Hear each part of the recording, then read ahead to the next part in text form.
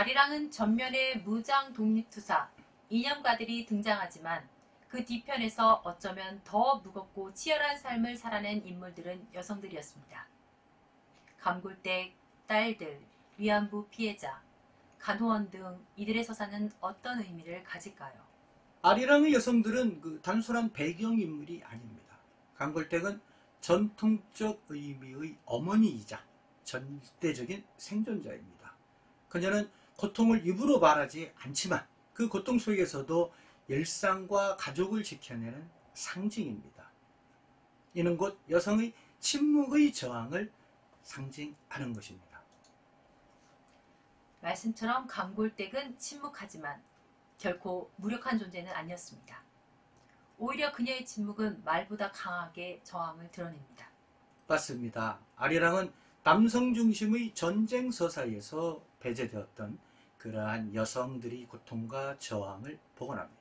예컨대 강불댁의 딸이 위안부로 끌려가는 그 장면은 국가폭력의 가장 추악한 현실을 보여주는 동시에 당시 수많은 여성들이 처한 상황을 집약적으로 압축해 보여주는 가슴 아픈 사례인 것입니다. 일본군 위안부 제도라는 전시 성폭력 시스템은 단지 전쟁의 부수적 피해가 아니라 조직적이고 체계적인 인권 유린이었습니다. 감골댁의 딸뿐 아니라 마을 전체가 그것을 알고도 침묵했다는 점은 전시사회의 무력함과 공포, 그리고 여성만이 짊어졌던 고통을 말해주는 대목입니다. 네, 또 한 인물인 윤시부이, 사창가에 끌려가 생존을 위해 자신을 파는 인물은 전쟁이 만들어낸 경제적 저항의 극단한 모습을 보여줍니다. 비난보다는 연민과 이해가 필요한 인물이고, 또 아리랑은 이를 도덕적으로 재단하지 않습니다. 이 점이 이 작품의 윤리적 깊이이기도 한 것입니다. 그리고 간호원 역할을 하는 여성인물은 전장 밖에서도 상처 입은 남성들을 돌보며 또 다른 방식의 공동체 지킴이가 되기도 합니다. 이렇듯 여성은 전선 밖에서도 끊임없이 싸우고 있었던 셈이네요. 맞습니다. 이들의 싸움은 조용하지만 본질적인 것입니다. 아리랑이 여성 인물들을 단순한 희생자나 또 성적 개체로 그리지 않고 사회 구조 속 저항 주체로 재현하는 이유인 것입니다. 이건 문학적 장치이자 역사적 복원입니다. 지금까지 역사 교과서나 대중문화 속에서 항일 여성은 거의 드러나지 않았습니다. 그래서 아리랑 속 여성들은 단순한 소설 속 인물이 아니라 우리가 잃어버린 역사적 기억의 주체처럼 느껴집니다. 조정래 작가는 그 점에서 여성 없는 독립운동사는 불완전하다라는 메시지를 담고 있는 셈인데요. 이렇듯 아리랑은 여성의 서사를 한 개인의 비극으로 묘사하지 않고 공동체 전체의 역사로 끌어올립니다. 그런 의미에서 아리랑의 여성 인물들은 조연이 아니라 독립운동의 또 다른 전선에서 싸운 진짜 주연들이라고 말할 수 있겠네요. 맞습니다. 그들이 있었기에 역사가 버티었고 우리가 지금 이 자리에 있다는 사실을 잊지 말아야 합니다. 아리랑의 후반부로 갈수록 더욱 뼈아프게 다가오는 주제, 바로 친일파 문제입니다. 해방 이후 이들이 어떻게 권력을 재편하고 독립운동가들이 어떻게 소외되었는지를 이 소설은 깊고 구체적으로 다루죠. 네, 아리랑은 해방이 단지 시계의 시간이 바뀌는 사건이 아니었음을 보여줍니다. 민족을 배반한 자들은 그대로 살아남아 경제권과 정치권을 장악했고 목숨 바쳐 싸운 사람들은 주변으로 밀려났죠. 이는 단지 구조의 실패가 아니라 기억의 실패이기도 합니다. 이 문제를 현실에서 본다면 백선엽 장군의 경우가 대표적일 수 있겠죠. 일제강점기 당시 만주군 장교로서 독립군 토벌작전에 참여했음에도 불구하고 해방 이후 대한민국 군의 영웅으로 추앙받았고 국립현충원에 안장되었습니다. 그렇죠. 예, 맞습니다. 말씀하신 그 백선엽 장군의 그 사례는 단지 한 사람의 이력이 아니라 한국 사회가 과거를 기억하고 평가하는 방식 전체를 드러낸다고 해도 과언이 아닙니다. 독립군을 토벌한 사람이 해방 이후 국가를 수호한 인물로 추앙되는 이러한 아이러니가 얼마나 강력한 역사 왜곡인지, 또 그 역사 왜곡을 만들어내는지를 보여주는 하나의 예인 것입니다. 아리랑은 이런 현실을 작품 속 방영근, 송수익 등의 인물과 대조적 운명을 통해 직설적으로 묘사하고 있습니다. 2000년대 이후 불거졌던 친일 인명사전 논란도 생각납니다. 일제에 협력했던 인물의 후손들이 사전 수록에 강하게 반발하고 일부 정치권과 언론은 지나친 마녀 사냥이라고까지 비난했었죠. 그 논란은 청산이 복수로 오해되는 대표적인 사례입니다. 아리랑은 단죄보다는 기억과 책임의 윤리를 강조합니다.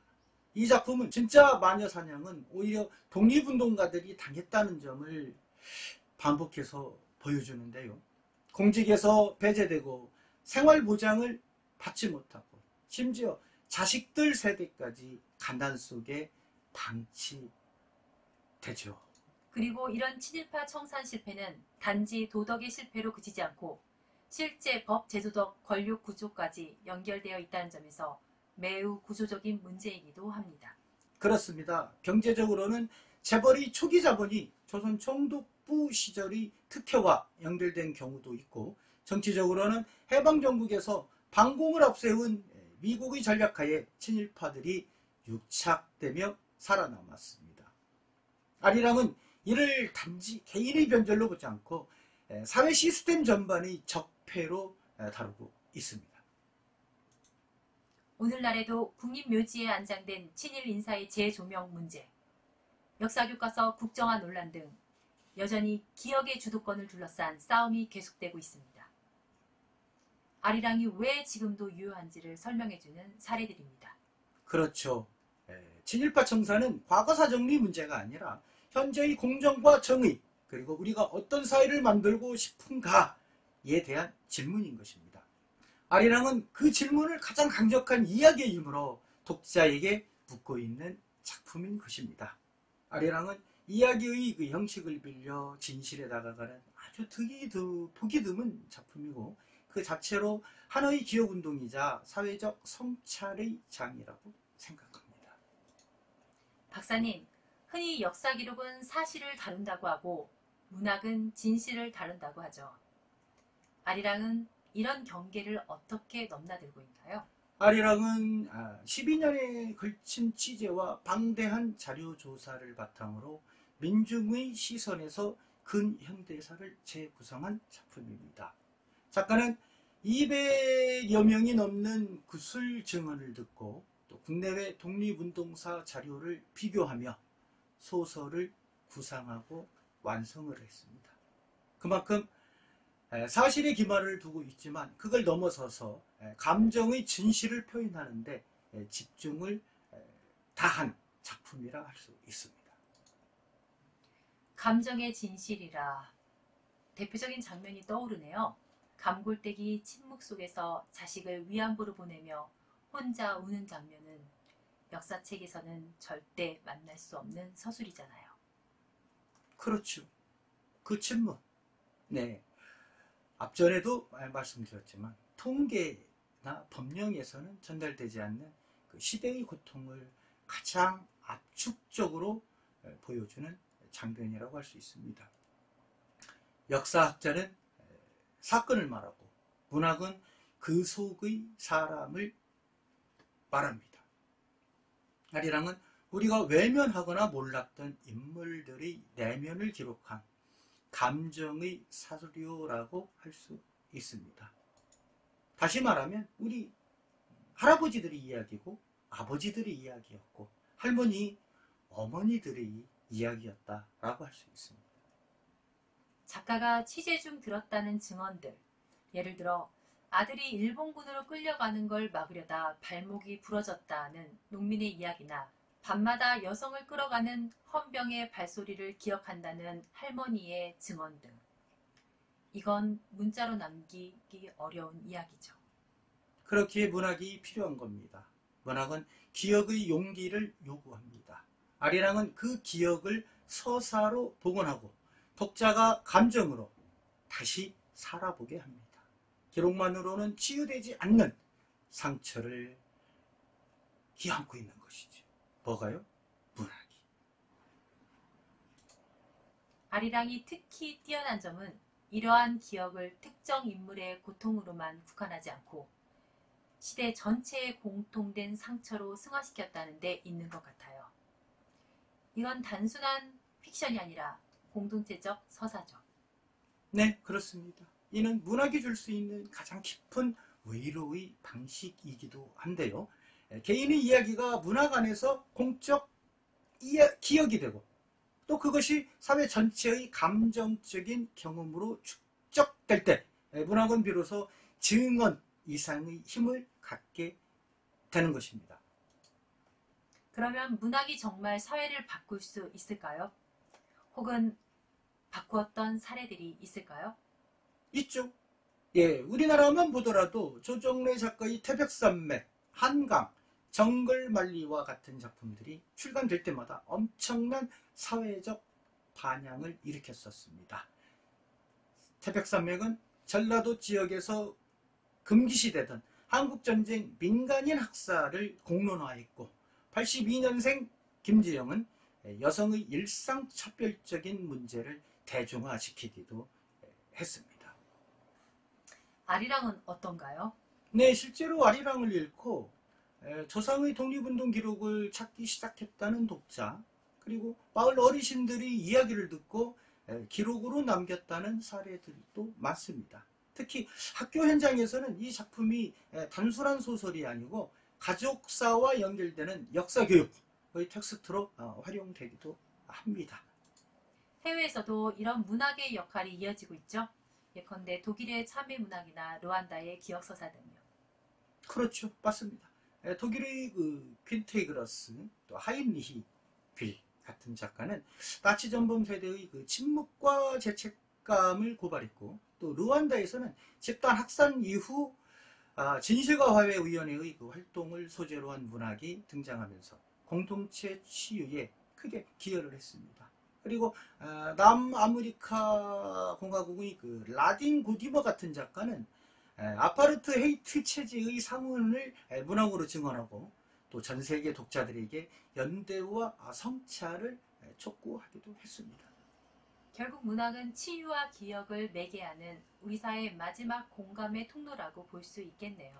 네, 아주 정확한 표현입니다. 아리랑은 그런 통로를 연 작품입니다. 이 소설은 단지 우리네 한국의 슬픈 이야기를 들려주는 것이 아니고 우리가 그 슬픔을 함께 나눌 준비가 되었는가를 묻는 작품인 것입니다. 그래서 문학은 눈물이 아닌 행동의 출발점이 되기도 합니다.